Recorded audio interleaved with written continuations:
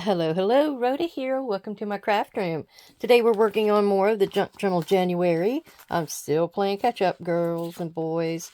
All right, 21 and I think 22 is what we're going to do today. Map and repeat. We went to Walmart yesterday and then I went by the shop, so I didn't get a chance to record because anymore I film it and I post it the same day. Uh, so I was a little busy and didn't get around to doing anything. So let's see, where's my... Yeah, I skipped this last page, so I may play with something and put on there at a later date. Uh, I really love how this one turned out. I'm a shabby chic sort of girl on the best of days. Now, I do see where that dried, that curled up on the edges, so I'll have to put something heavy on that. But we're going to go on the back side of this page here, and then we're going to do something on that one. That's the repeat. This is going to be the, what was it? The map page. Boy, did I have to rack my brains to try to figure out what I was going to do for the map page. And then I finally just decided, well, let me do a little bit of something about my grandparents. So I got this real glossy Photo Supreme um, paper, high gloss, and I copied out a picture of my grandparents and my aunts and uncles, and then my great grandparents are in the same picture. This is the old X-shaped house that Grandpa Cleve, who is right here, he built this for Grandma, who's right here, Rhoda, back, I don't even know when. I guess right after they got married, maybe. And he was a carpenter, so he was able to do things.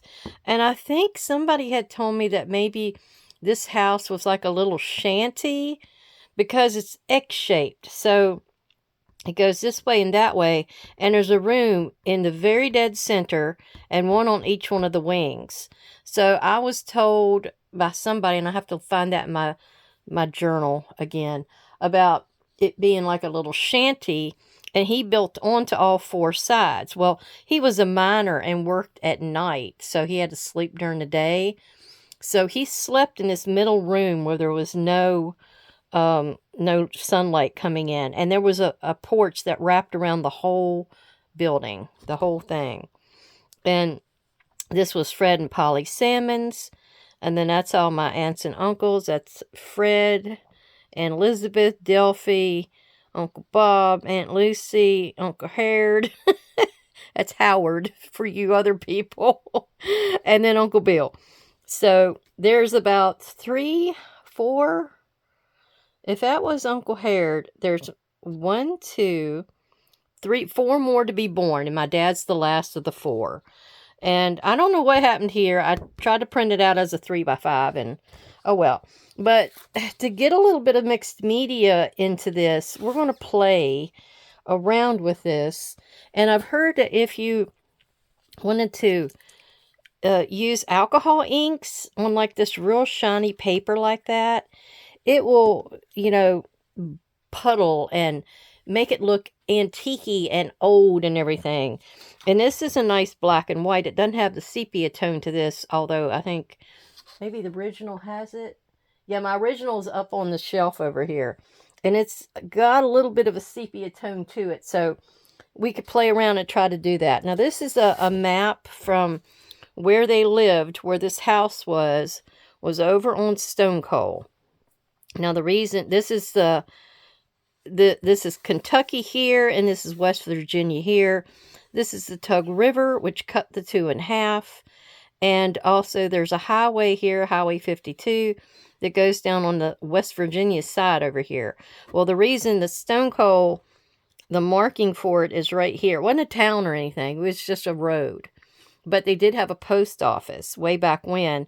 And my great uncle Leif, he ran the post office. He was a Salmons. But you can see kind of where Stone Coal Road goes up in here. It actually has a right fork and then a main fork.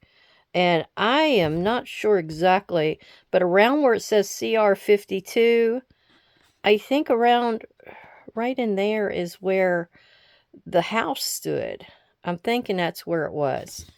I was just shown where my my great-grandparents' house was. This was Fred and Polly on this last trip I took in October.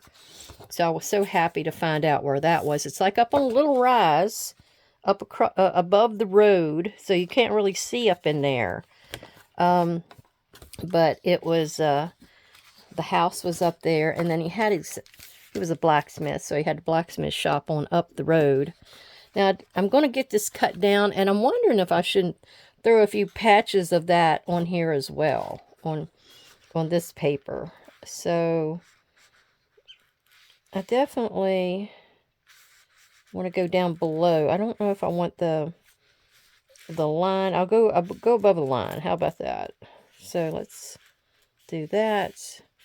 And I'm going to go up to here. Now, I don't know how everybody else, I haven't been watching anybody else doing any of this, so I'm not sure how they approached doing this. Now, I think I'll go from there. All right. See if I can get my guillotine cutter. Oop, nope, that's the decal. Sorry. I'm going to go with a straight cut this time. Okay. So let us figure out, where did I say I was going to, oh, right there. Okay. So let's put that in here. Yeah, we're getting ready to go at the 1st of March here. Now I'll keep these little pieces and do some kind of something with them. I have light green as one of my colors for the, challenge with the cards, the full deck challenge.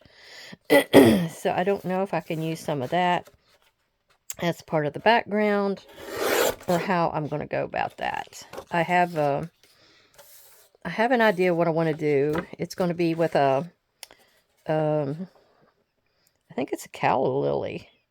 I've got a calla lily sticker pack that I got from the Dollar Tree, and I think it's got a really light green.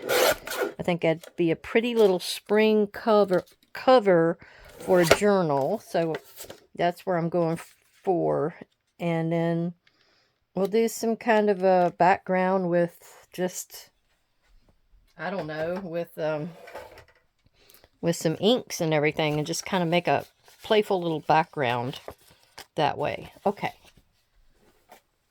I gotta start using up some more of these papers, scrap papers.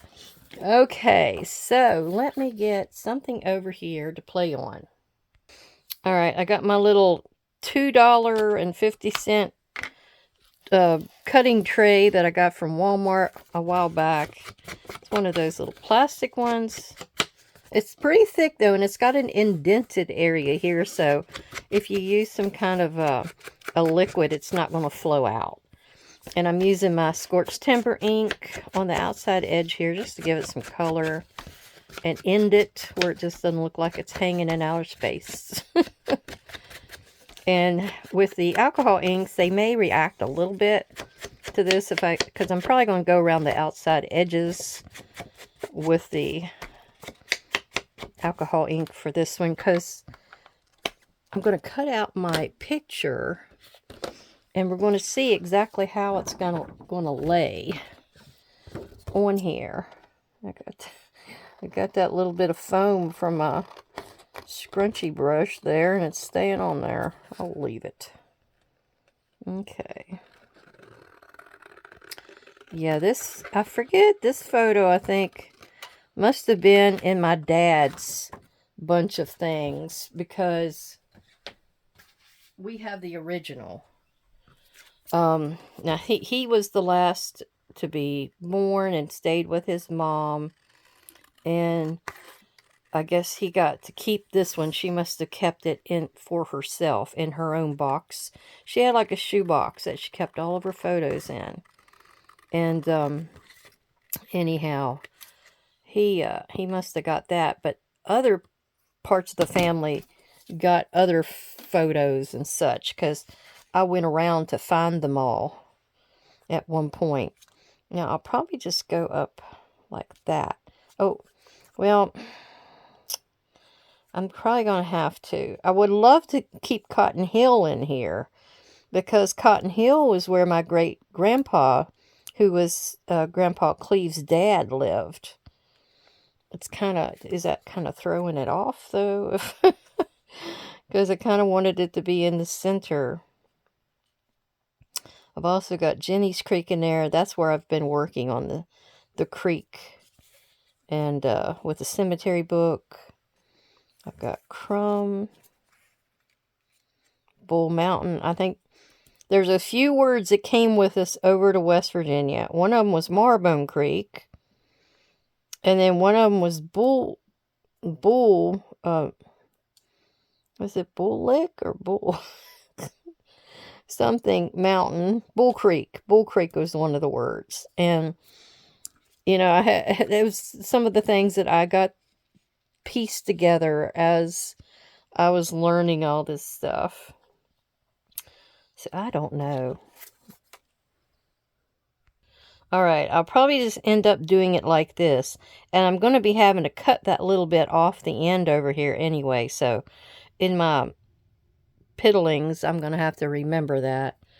Now I've got two colors of alcohol ink here. I've got Latte and Caramel. Just so I've got a little bit of a difference. So let's just go ahead and see what we get. I have to remember nothing's going to really be seen over there. Ooh. And I'm just dropping it on here. I'm going to see what it does. Mostly around the outside edges.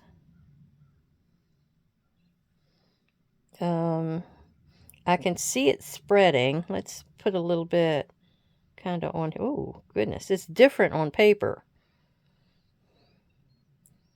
But that's all I'm going to do is kind of give it age spots is basically what I'm doing. Now, it reacts differently to this photo paper. Ooh, I can smell it. It's basically already dry. Now, that was the lighter shade, right? And this one's a little bit darker. So, I don't know. Ooh, that went down pretty fast. And I don't know whether to try to smear it. Oh, that's a little better. And I'm going to put a drip right in the middle of those, so it kind of looks like it's working its way out. I don't know if I like that so much. I think the other color I got over is really, really dark. And see, I only have these bottles. I don't have any of that mixture or whatever.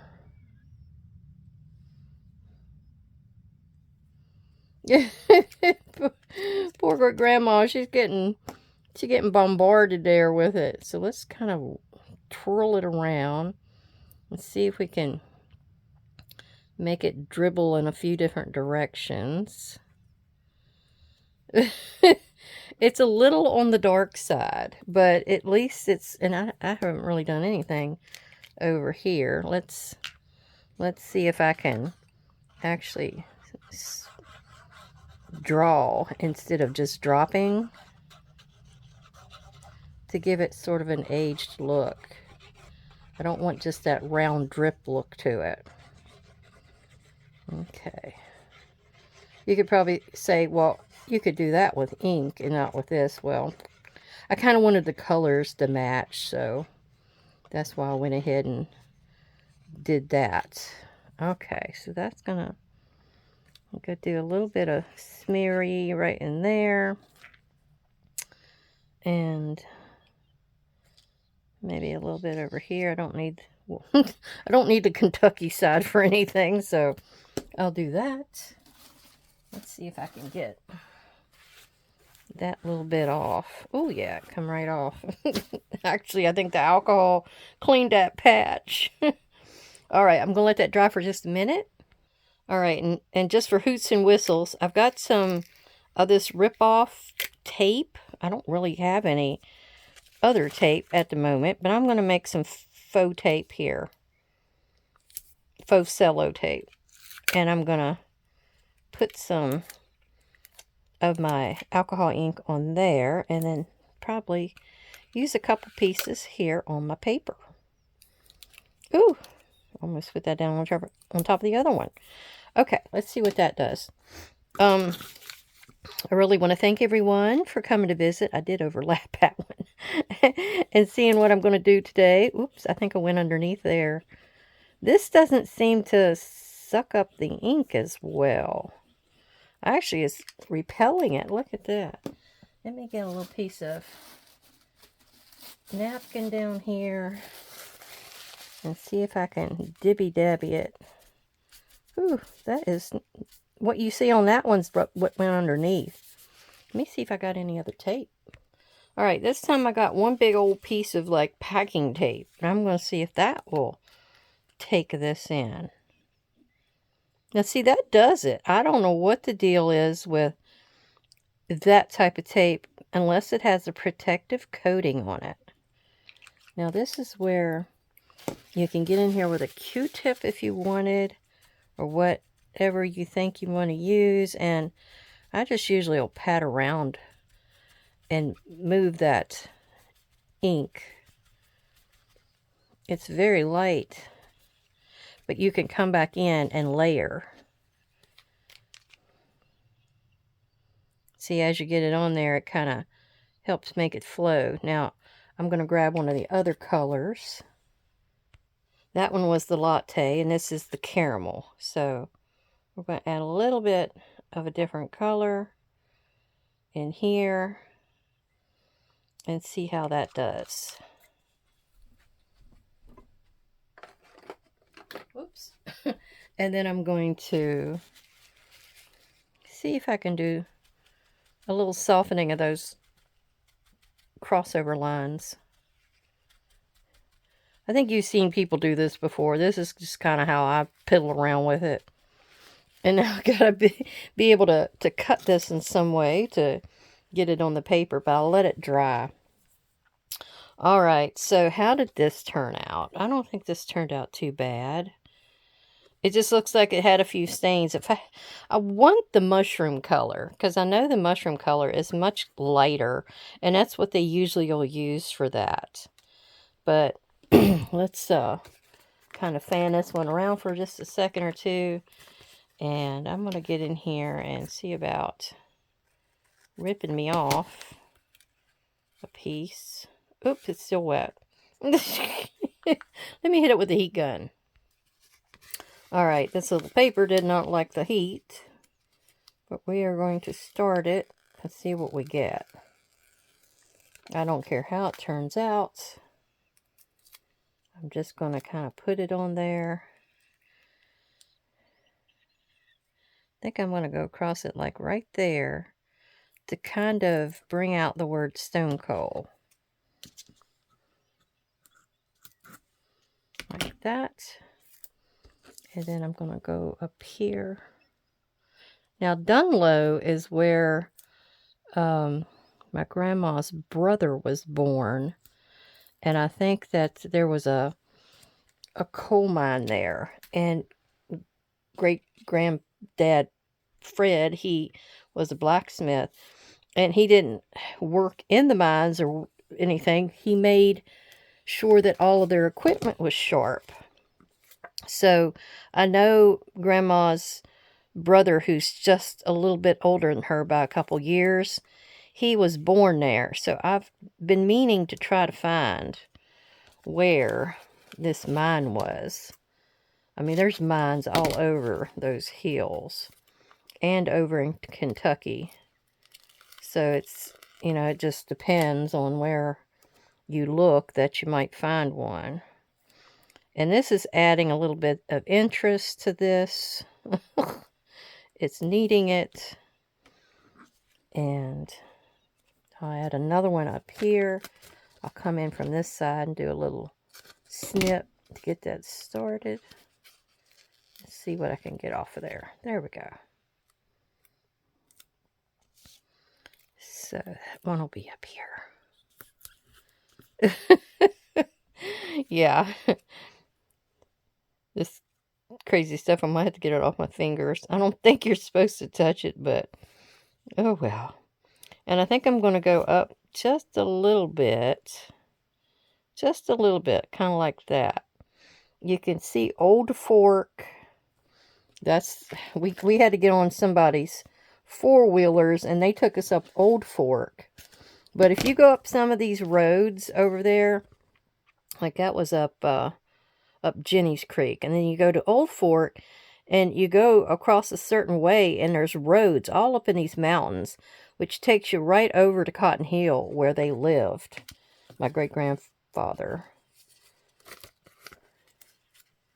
So I've lived over here in Virginia for so long that I think of roads that's here today as the main roads. I'm trying to get another little piece of this off.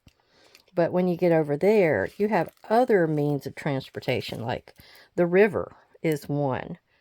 Or, you know, going across the mountain on a mule or something. That's another. I mean, you have a lot of means. And Cotton Hill Bill, that's what he did. He rode his little mule everywhere. Okay. So now we're going to just glue that down. I'm thinking this will work. So let's go ahead and try it. Oh, look how it went through the paper. That's kind of weird. Okay, it's probably going to be that way, so I think I need to go in that direction. You could probably use fabric tack on here. These are some heavier weight pieces.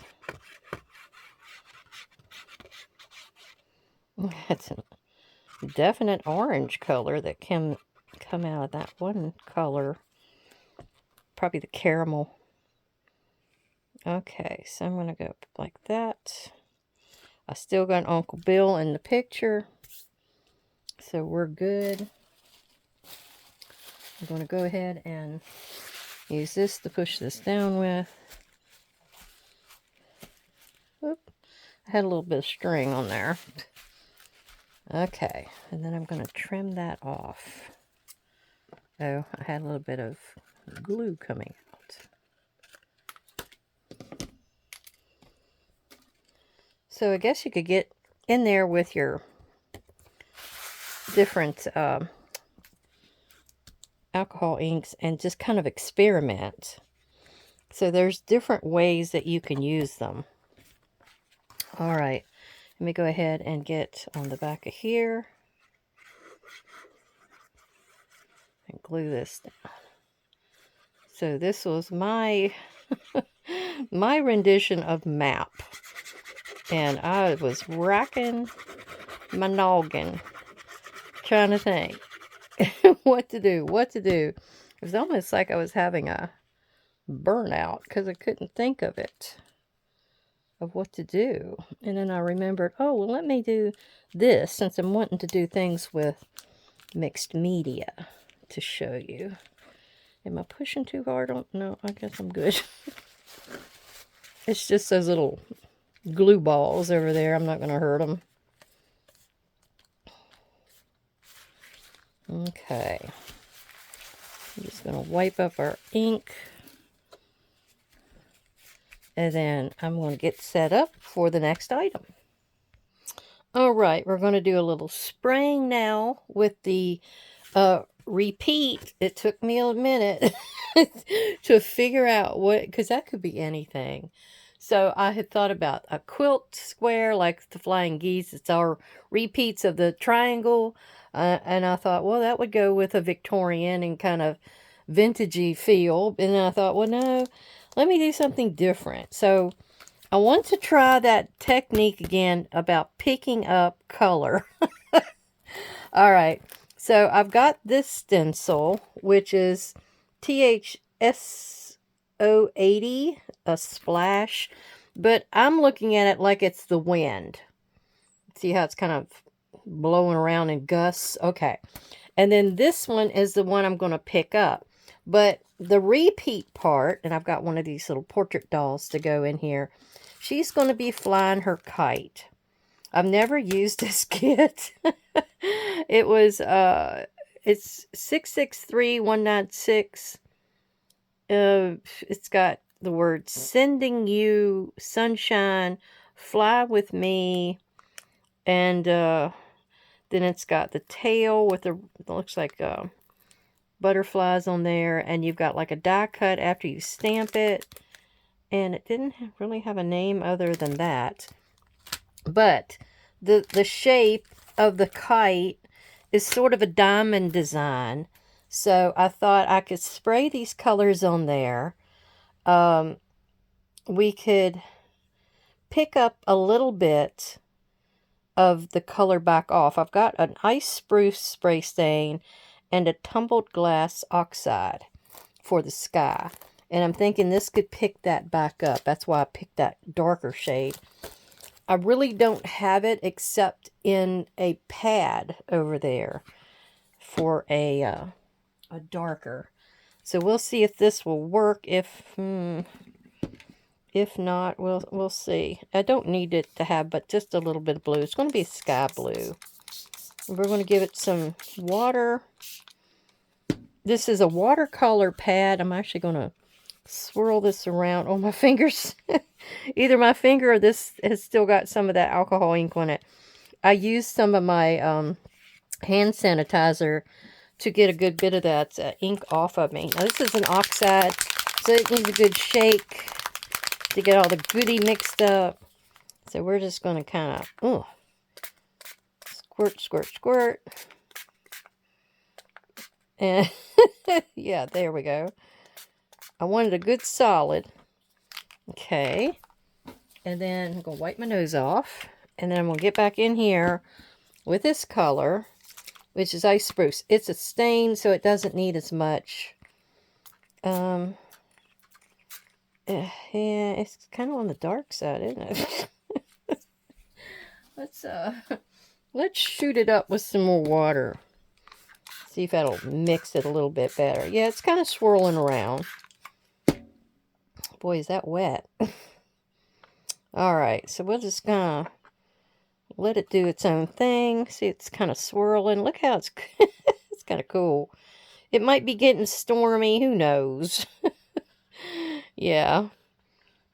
So I don't have that much there going on in my sky. She's out there flying her kite until it got stormy. Okay, I'm going to wipe this off underneath of here so it doesn't like go everywhere. I didn't get any outside, just a little bit of mist. So it really didn't go that far. If you don't have a splat box, you could use something like this to spray on. This might want to be close, you know. Don't be holding it way up here.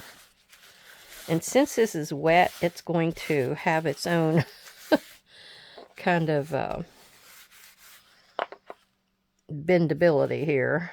And I'll get in here with a heat gun and I'll dry it back down.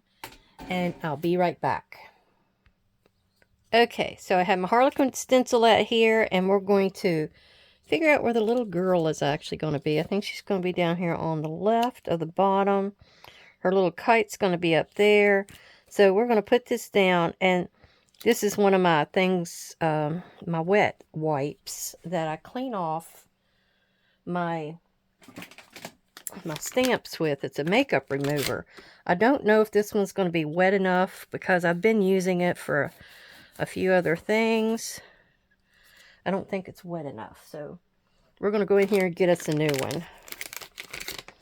There's 90 something, no, they're 30, 90. Woo, wishful thinking there. So there's 30 of them in here, and they go a long way. But I think you really want it to be nice and wet to do this part. Oh yeah, see, it's picking up good there. So I'm wanting to make sure, but it's also giving me that, pulling off that top layer again like that other one did. I don't understand that. Well, we're just going to go with it. We're going to go with it and see what we get.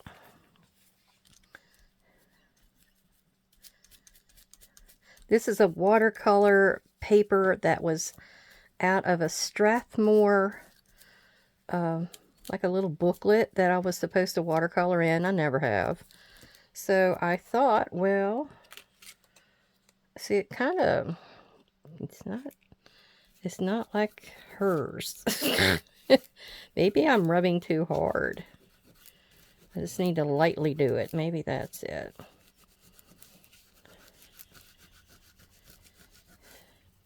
And I need to be wetter, maybe. Okay. Something like that. Oh, yep, that's getting there. And then I'm going to do a little shot of it up here in the air. You can see where the blue's coming off. Maybe that's what I was doing. I was just too hard on it. That's what I was. I was just too hard on it. So we're going to do a little bit of a pull there. Okay. There we are. At least we got that. All right. All right. I pulled out Broken China, and I'm hoping that's going to be enough of a difference. All right. I went back over there. The other one was Tumbled Glass. And it's supposed to be, do I have time? Yeah, it's a lighter shade. So I'm hoping this will stand out where you can see the swirls in the air and that kind of stuff. So let's try it. And if this covers up some things, that's all right. It's going to be patchy the way I want to use it. So I'll put a little bit down here, kind of above her head. Huh. It's very, very close, isn't it? All right, we'll put a little patch of it over here where it looks like I kind of messed up on that. About like that. Yeah, there we go. It's just something different, some kind of a different background. So, let me show that to you real close. So this is what we got. So you can see my diamonds in the background. And then I went over it with the Broken China. And yeah, I mean, it's a simple background, I can tell you that. But sometimes simple is all you need. Now this is sort of going to be a monochromatic sort of a look, because we got like a blue on blue look in here with a little bit of gray. And then she's got a little bit of gray in her, and white. And then this is the scrap piece that I picked out to do the stamping for. Let's see if I can get this paper. Oh, get this whole paper out of here for this kite that we're doing. Oh, sorry, it took me a minute to get that blasted thing out of there. It was sticking somewhere. Okay. So we're taking this little stencil here. I got to pick out one of my stamp blocks out of my tray up there. And we're going to do it in our black VersaFine Onyx ink. And see, that's going to tie us back in with her. And with sort of the gray that's in the background. This has got a lot of little delicate, different patterns on it. And that's what the Onyx Black is very good for. You're able to get a lot of that detail to pop out for you. Okay.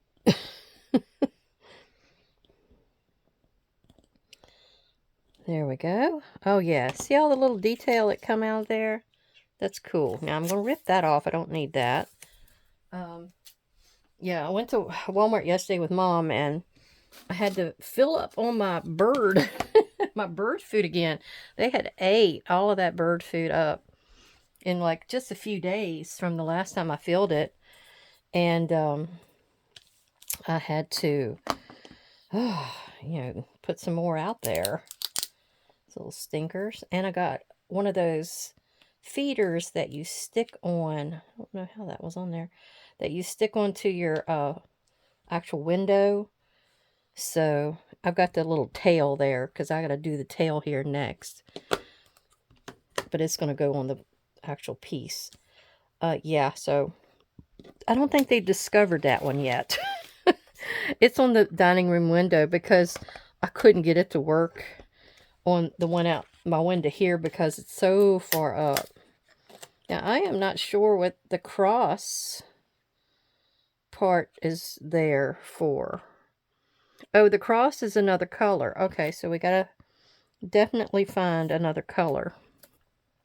And I got some of my excess washi tape over here, where I was telling you to keep some, and you'd have it for your next assignment. Okay, I'm going to put that on here and stick that through. There we go. Now I gotta go over here and find a coordinating color to go for the cross.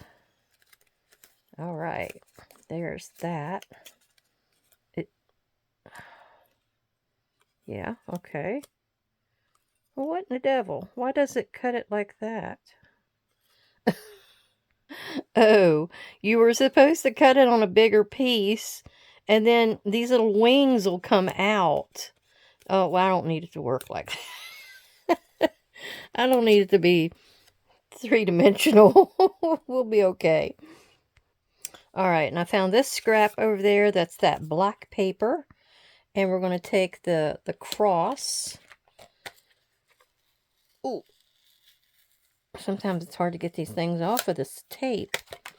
And that's going to go right here. I'm trying to save as much of that as I can. I'm just going to have to put it right there. Put my tape on it. Let's re-stick my thing because it doesn't hold but a second or two. Oh, and then put that back through. Always remember to go backward. Like I said, I've never used this before, so that was a surprise on how that's cut out. I wasn't expecting that. Alright, so now I got my pokey tool to poke that part out. Well, there we go. And put that back in here. And am I going to put a word on there? Let's just put the word sunshine. I can also stamp the sending you. Do I want to do it in black? Why not? Let's use up the rest of this. Because I'll be stamping it in black as well. Okay. Get it together. Get it together, Rhoda. Oh, I got it backward. Look at that. I get ahead of myself sometimes. And I just... I'm walking into trouble, aren't I? Alright, let's actually put that over a little bit and then push it down. There. Make sure I'm still sticking.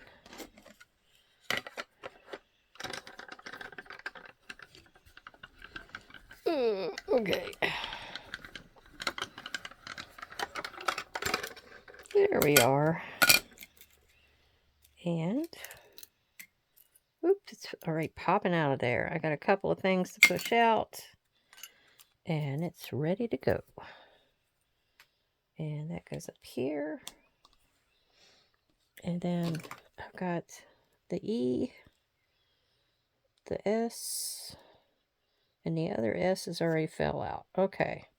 Yeah, that'll add to the color and look here. So, let me get this out of the way. And we're going to put our glue onto here.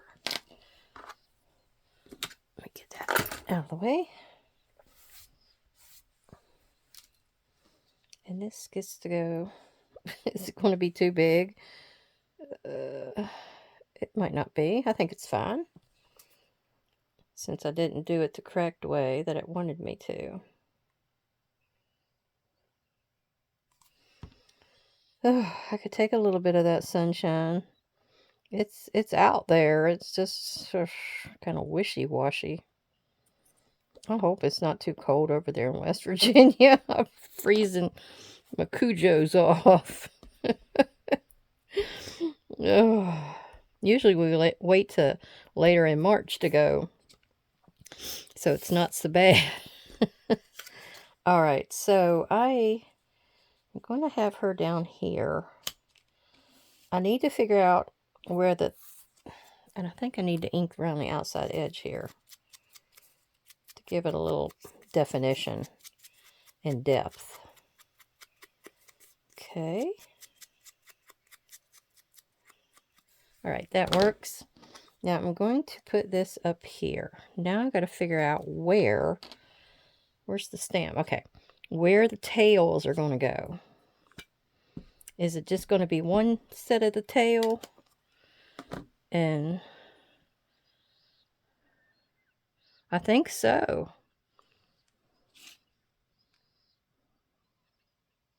Because all I wanted it to do is go down behind her. And it's just kind of like a given that she's holding it. Okay, so let's get this together. We're going to put our little kite down first.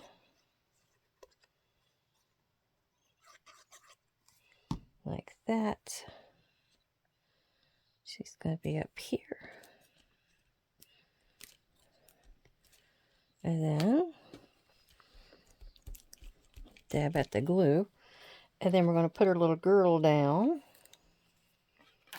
She's done picked up some of that blue. It is still just a slight bit damp, but not enough to really make a problem. I think the glue will stick fine. If not, I'll come back in and dose it again. Okay, so this needs to be right about here. There we go. Now I got to find a spot for the words. Now, if you, I haven't had this planned out, but you want to always put it in a space that's kind of empty. So I can see right up here is perfect. It's the perfect width. This would be too short. And then I want to be able to stamp this, and I'll stamp it first. And then I'll glue. Just in case there's a little bit of a difference, you know, in height. Okay, there's all we needed for that. And now we're going to give us some glue on here. I've been thinking about blinging up my bottle here. I have bling, but I hardly ever use a lot of it. And I saw another crafter who likes to do a lot of blingy things, really dress hers up. And mine is looking pretty pitiful. As you can see, the outside of it. Oh. All right, so we're going to have the Sending You Sunshine. I'm trying to figure out if that's straight, because it's got some odd... Look at the E. The E is way up there. I think it goes however you want to put it down. All right, so we're going to go ahead and put this into our book. And this one here, because remember it had that different page in it, and it was kind of waxy. So I needed something that was going to actually cover the back. And you know what? I'm going to go in here with some fabric tack, just because I'm not so sure if that would hold against this kind of waxy background. Now I don't know that I need the ink around the outside edge, but I think I might want to. Just because, you know me.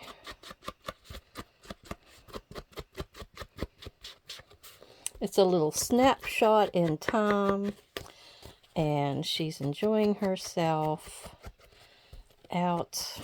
I'm thinking of a little English girl maybe out in the moors where it's nice and windy and flat maybe, except for the gorse and the heather, you know, Wuthering Heights, that kind of thing.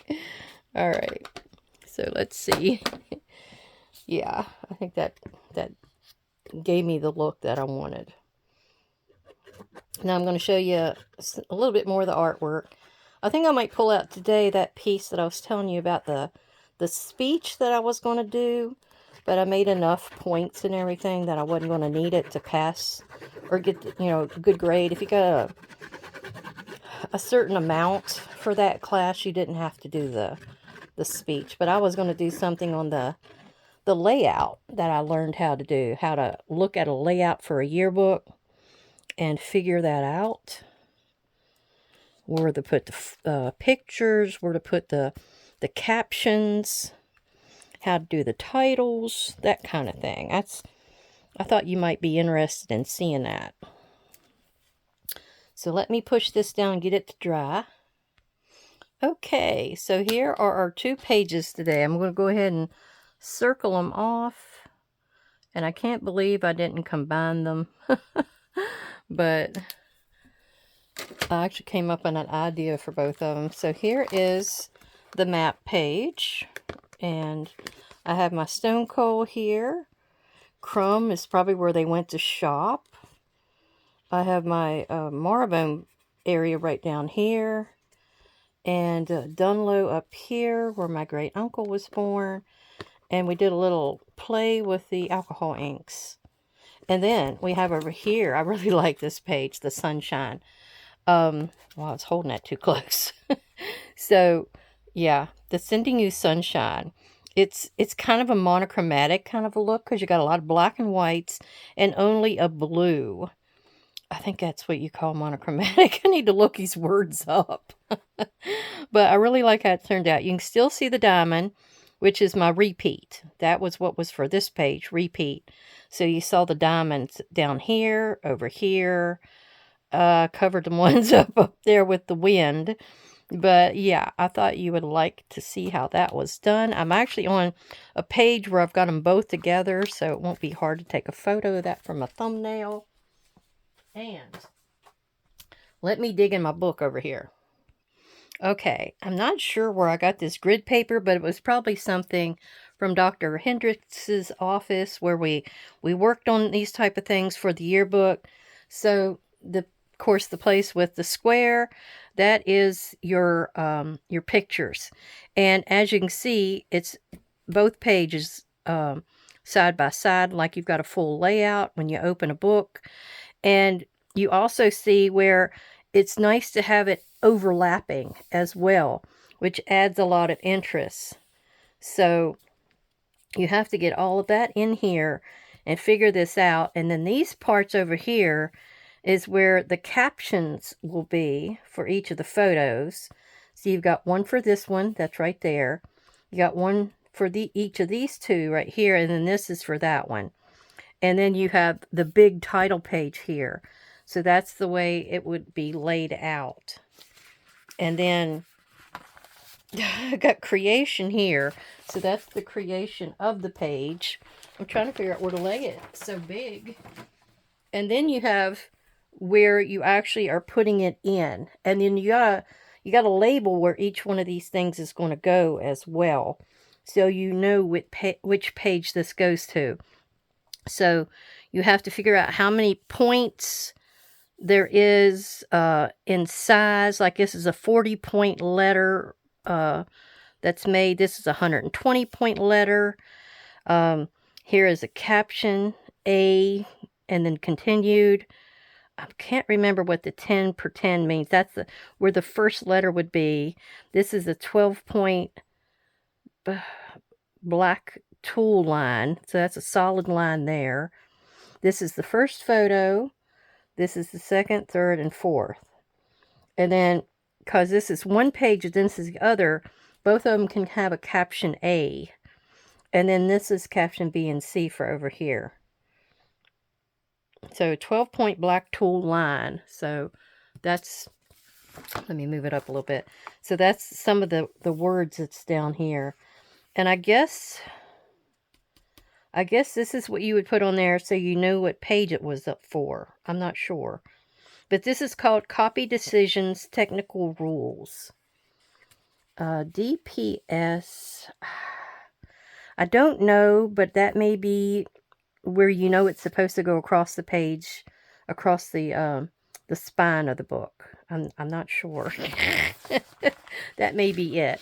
Okay, so you see how this looks. Let me see if I pull it back down. And then here is the final copy. And this is what we ended up with. And I kind of pretended like the little lines were in there, like script. Here was a little bit of a thing over here. And of course, I've numbered the pages. So this 2 for gardens and 3 for gardens. And that's what it was known for. This college was known for all of its beautiful gardens and things that was around the school itself.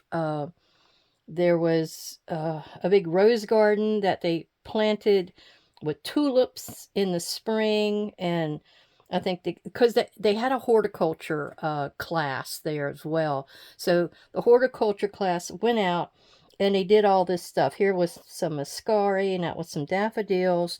They had this little Zen kind of Japanese garden up where you would walk into one of the I don't know, wings of the school on the ground level. Had a little bridge and everything, and a little setting area over here. But yeah, and they used to give you the bulbs and stuff in the at the end of the season. So yeah. So there you go. Let me see if I got anything quick that I could show you besides that. Okay, now this one was not for a class or anything, but it was me trying to practice with my body's form and everything. And I had these books that helped you learn how to draw things.